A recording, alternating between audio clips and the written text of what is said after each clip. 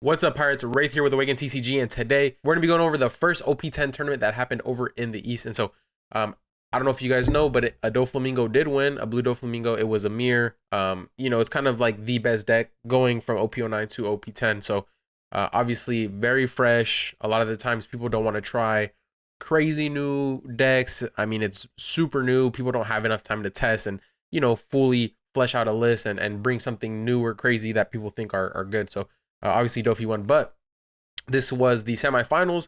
I want to go over this Blackbeard versus Dofi matchup just because I believe this matchup isn't as bad as people really think, but I kind of want to see some of the OP10 aspects. But for the most part, I want to talk about the matchup and basically just go over my thoughts on both sides and moving forward. Because as you know, we are in OP09, and so that means our nationals up in January is going to be that same set. And so why not talk about it? I think it's very good and healthy to learn together. And so let's go ahead and go over some of the gameplay. So okay, so for starters, obviously, Dofi going first, you can't do anything about that. They're gonna take a search right away.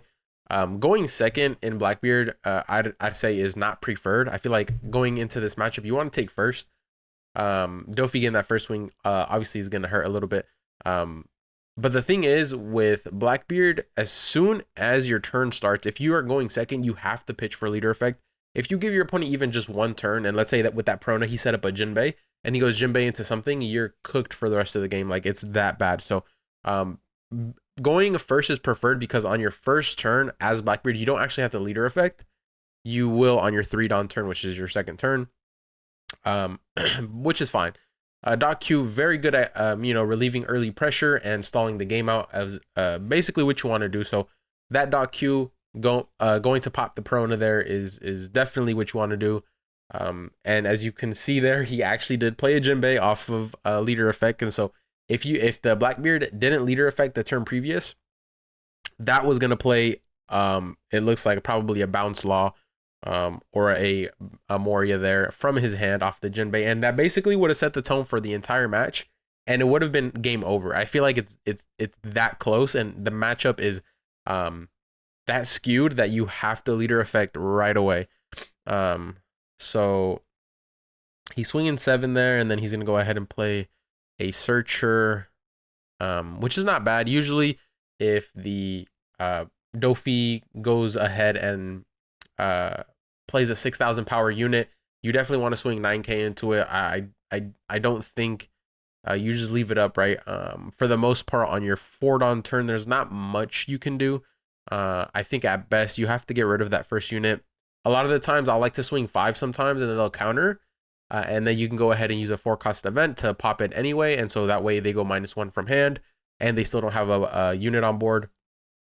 Because you don't want to stay at 5 life forever, right? Obviously, you want to go into the later stages of the game being relatively healthy. But at the same time, you don't want to starve yourself of cards too much where you don't have a game plan in your hand. And so you kind of have to be wary on when and like basically when to do that, right? So he played a Searcher, right? So the attack is going into the Searcher instead of life here. So that's an extra card that you don't have, right? That you could potentially have if you don't have plays, etc. All right, so I moved my camera real quick so you can actually see the hand down there. It looks like he does have a 4-cost event. Is that a 6-cost? I know that there's a new 6-cost event, but for the most part, I think the MVP now in this deck is the 5-cost Kuzan that you play. You activate main, you trash this character, you draw 1, and then you play any character from your bench. I think 5-cost or lower standing, which is insane. And so it looks like here he's going to play the Dot Q, and then he's going to go ahead. Okay, so he does have the event, pop the event there just to stall out a little bit longer, which is a fine turn. You basically don't want to leave any threats on the board for the most part. I feel like that's really, really bad. All right, so let's move forward here. Obviously, leader effect, you have to. From the moment your first turn is going second or your second turn going first, you have to leader effect every single turn. There are certain scenarios in the later stages of the game that you can potentially save a card in hand where you might need it for counter, or you might need it for leader effect, or it's a card you might need. And if the Dofi is low enough on resources, like I think I was playing one time and they had 0 cards in hand, so all their only play was going to be their draw, right? So in that situation there, it's like, okay, you could probably save a card in hand for the most part, and not have to worry about a leader effect and just take the gamble, I think, at that point. But here we are.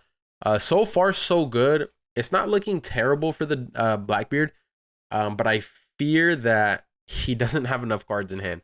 I'm gonna be completely honest. I feel like he does not have enough cards in hand. Um, it's looking kind of rough. It's definitely looking kind of rough. 3 cards in hand. The Doc Q is gonna get killed. You have a 4 cost Berg. You have a 5 cost Kuzan that can potentially bring you something back out. But for the most part, you're real low on resources. Like in this situation, I'd prefer to have an extra card in hand rather than in life. And maybe an extra Lafitte because that wouldn't have got killed. Um, but I don't know. I don't know. I guess we're just gonna have to wait and see what actually happens. Um, okay, so he just went leader effect raw there. That's the Gamba. I feel like a lot of the times as Doflamingo, you can really separate yourself if you go for the Gamba. If you go for the Gamba and you hit, I feel like it puts you very ahead. But if you miss, it definitely gonna hurt because the Blackbeard at any point, if they have the right hand, they can just flood board, leave you with nothing on the like. Imagine he only had 1 unit on the board and that was it, right? This Blackbeard can easily just go ahead and pop it. Um, Flood board with searchers, blockers, potential dot Qs, um, you know, things of that nature. And then the Doflamingo on the other hand would have one swing with like 3 or 4 things to swing at on the board.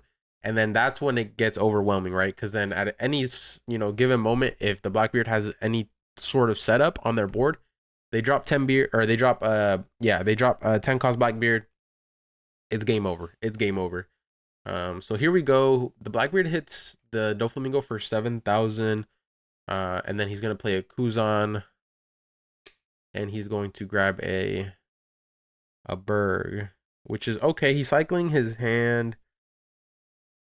Not too bad. So here he has another 2 Bergs in hand, which I feel like it's rough. I mean, his hand is super rough here. 2 blockers, a 2K, and another Berg. With 1 Berg being in his board, we need to start taking some life. I would even consider taking 2 life here. You just need to see some cards, right? I think you go to 10 Dawn next turn, so I think we should take 2 life here, get our draw for the turn, and see 3 more cards to potentially get another 10 to potentially get a 10 cost. Because if we don't, it's looking rough. We have no removal. We can stall with our blockers, but that doesn't really do anything because at the end of the day, if he swings 5 and you have to use the block, that's 1 card. That's a 1K counter.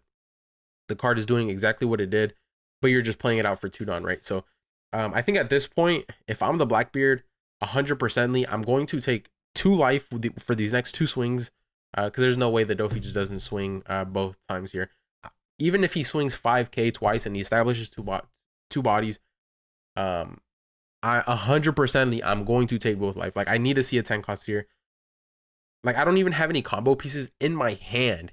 Even if I wanted to do a different play, I don't even have any combo pieces in my hand. So best bet 100%ly is to try to see that 10 cost. Um, okay, so here we go. We have a 5K swing. Um, oh, don't do it. He's debating it, chat. He's debating it. You see him grabbing the card down there.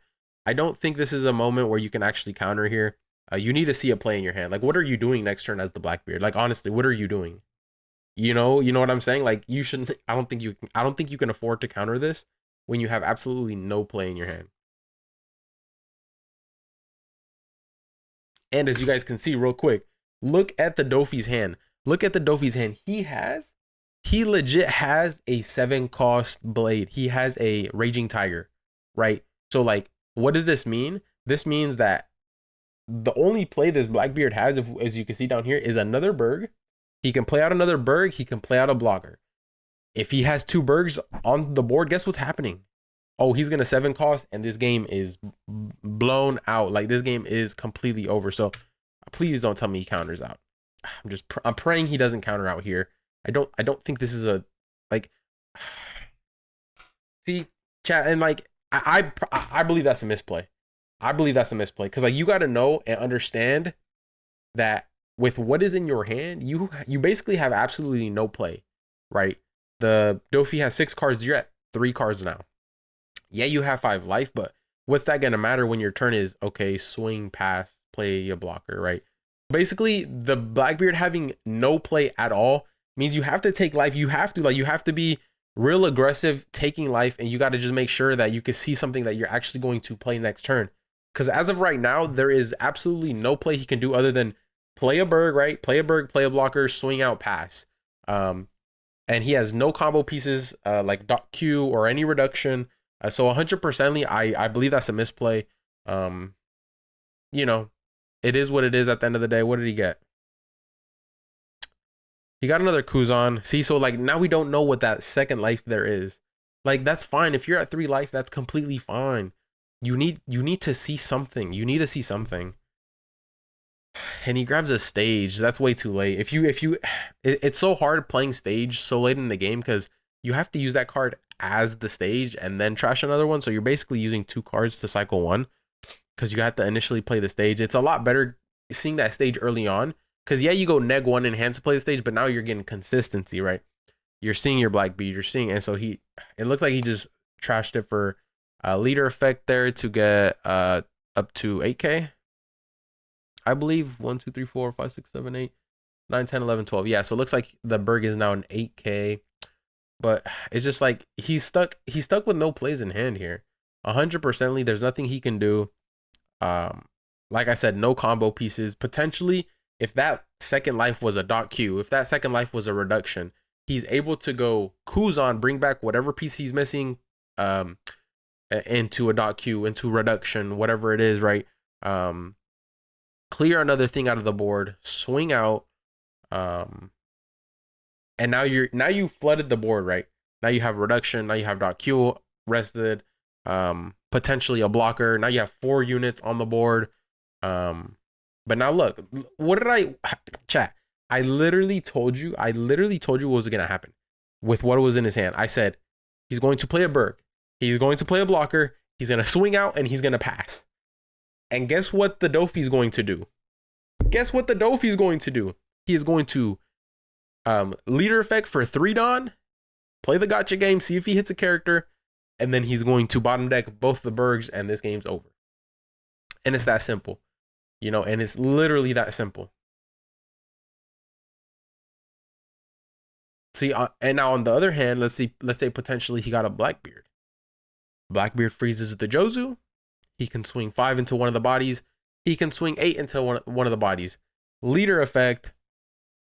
Now he only has 2 swings. Now, on the other hand, if he, let's say that life was, I forgot what it was. It might have been a Berg. Let's go back and check real quick. Let's go back and check what that 4th life was. It was a 2K, right? Would have made a difference? Maybe not. But that doesn't mean you don't try, right? That doesn't mean you just starve yourself and don't try and continue not having a play in hand, right? But yeah, this game's over. He has what, 3 2Ks, a Berg, a Van Auger. What does he draw? That's the 6 cost event. I'm not too familiar with what it does. It looks like it. I know it definitely KOs 2 units. I think it's 2 6 costs. 2 6 costs. But I mean, at the end of the day, this game's just over. Like, this game's just over. Okay, so uses the 6 cost event, KOs 2 units there. Swinging 9k at the Jozu. Yeah, 2 and a 1. I'm not too sure about that. I guess it really doesn't matter.